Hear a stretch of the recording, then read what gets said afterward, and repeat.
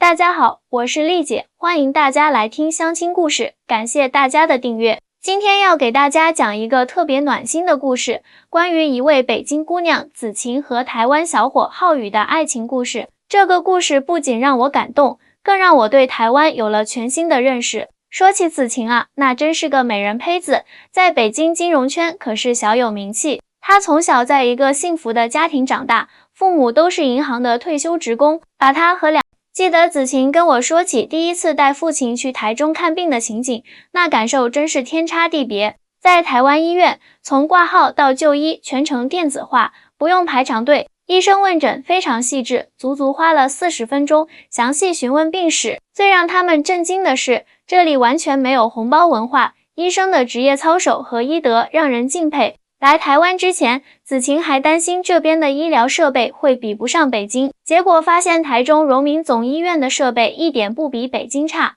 而且因为制度完善，一点都不用担心医生吃回扣开大处方的问题。如果医生收红包或吃回扣，轻则吊销执照，重则要坐牢，整个医疗体系非常规范。子晴的父亲在台湾接受了1个月的治疗，花费还不到大陆的1/10，病情却明显好转。这让子晴全家对台湾的印象有了翻天覆地的改变。子晴说，她以前总觉得台湾是个小地方，发展水平比不上大陆，可真正来了才发现自己实在是井底之蛙啊！不光是医疗水平让人惊叹，整个社会的发展都让她大开眼界。特别是在陪父亲看病的这段时间，浩宇处处照顾周到，不仅帮忙联系医院安排住宿，还经常买当地特产给子晴一家。浩宇的体贴和靠谱，让子晴父母的态度渐渐软化了。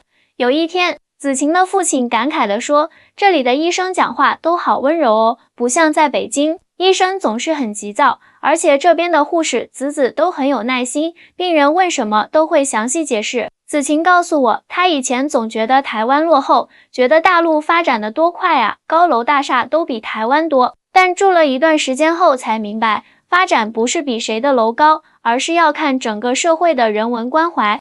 在台湾的这段时间，子晴发现这里的生活节奏虽然没有北京快，但处处都能感受到对人的尊重。无论是医院里的志工阿姨，还是路边小店的老板，说话都温温柔柔的，让人感觉特别舒服。更让子晴意外的是台湾的科技实力。她原本以为台湾就是个制造业为主的地方，直到浩宇带她参观了他的电子厂，她才知道台积电、联发科这些在国际上都赫赫有名的科技企业都是台湾的。这些企业不仅技术领先，在全球都有很大影响力。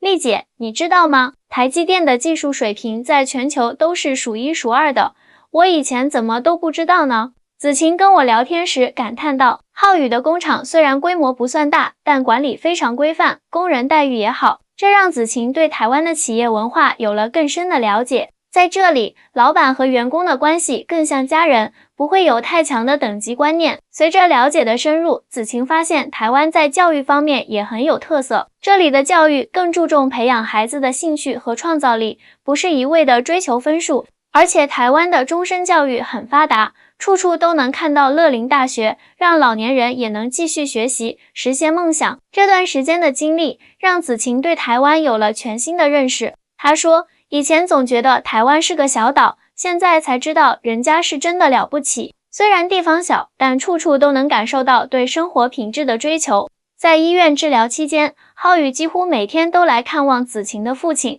还经常带些当地特色小吃。他那份细心和体贴，不知不觉中打动了子晴全家。特别是看到父亲的病情明显好转，子晴更是对浩宇充满了感激。慢慢的，子晴和浩宇的感情也在这段日子升温了。2个人一起照顾病人，一起解决问题，比以前任何时候都更了解对方。子晴发现，浩宇虽然是个企业老板，但为人特别低调，从不炫耀什么。平时穿着简单，开的车也是普通的丰田，完全没有富二代的架子。你知道吗，丽姐？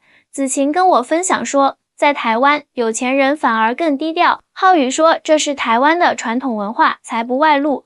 不像在北京，很多人都爱显摆。说起2人的相处，还真是甜蜜。浩宇总能想到很多小细节去照顾子晴，比如知道子晴喜欢喝奶茶，就带她去台中最有名的几家奶茶店打卡。知道子晴担心父亲的饮食，就特意请了营养师来指导。他说，咱们都是炎黄子孙，都传承着中华文化，只是因为历史原因有了一些差异，这些差异不是问题，而是让我们互相学习的机会。在台湾的这段时间，子晴也慢慢适应了这里的生活节奏。她特别喜欢台湾人的礼貌和温和，无论是在医院。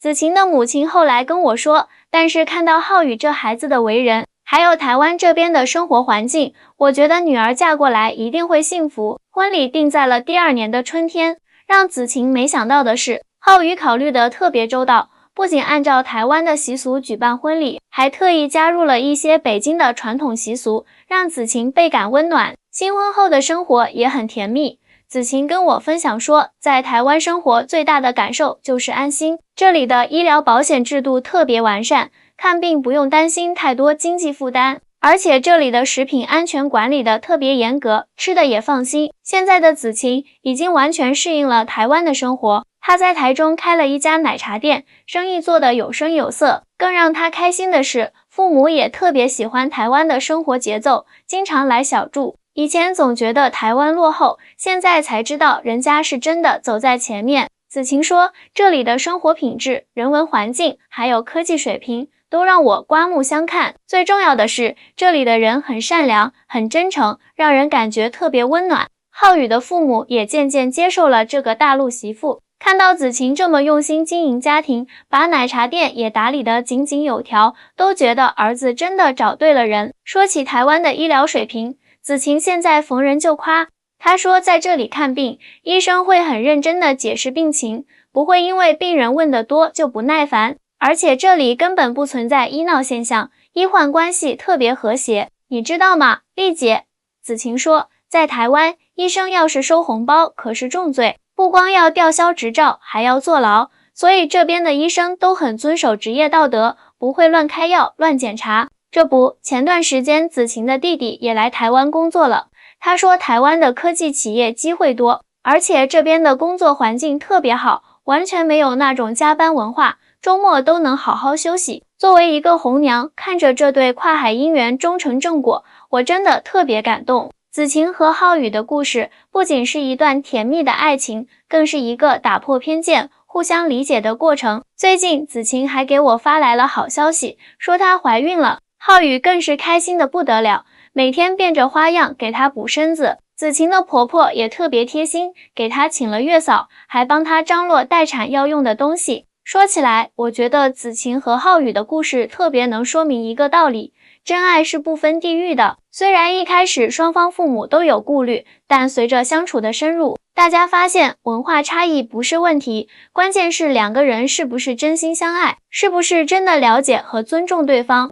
子晴现在常说，我觉得自己特别幸运，不仅找到了一个好老公，还找到了一个适合生活的地方。在台湾，感觉整个社会都很有温度，不管是看病、养老还是教育，都特别为老百姓着想。最近，子晴的奶茶店还开了第2家分店。她说，台湾的营商环境特别好，政府对小微企业的扶持政策也多，而且这边的消费者特别讲信用，从来不会故意刁难商家，让他经营起来特别放心。让我特别感慨的是，子晴现在说起台湾的医疗水平，眼里总是充满敬佩。她说，这里的医疗体系真的很先进，不仅技术好，更重要的是特别人性化。医生会站在病人的角度考虑问题，不会为了赚钱乱开药、乱检查。你知道吗？台湾的医保覆盖面特别广，就连美容整形都有部分项目可以报销呢。子晴跟我分享说，而且这边的医疗纠纷特别少，因为医院和医生都很注重服务质量，真的是把病人的健康放在第一位。现在的子晴已经完全爱上了台湾的生活。他说，这里虽然经济发展速度没有大陆快，但是在细节处处体现着对人的关怀，比如公共场所都会设置无障碍设施，公交车看到老人就会放下踏板，方便上下车，这些都让他感受到了满满的温暖。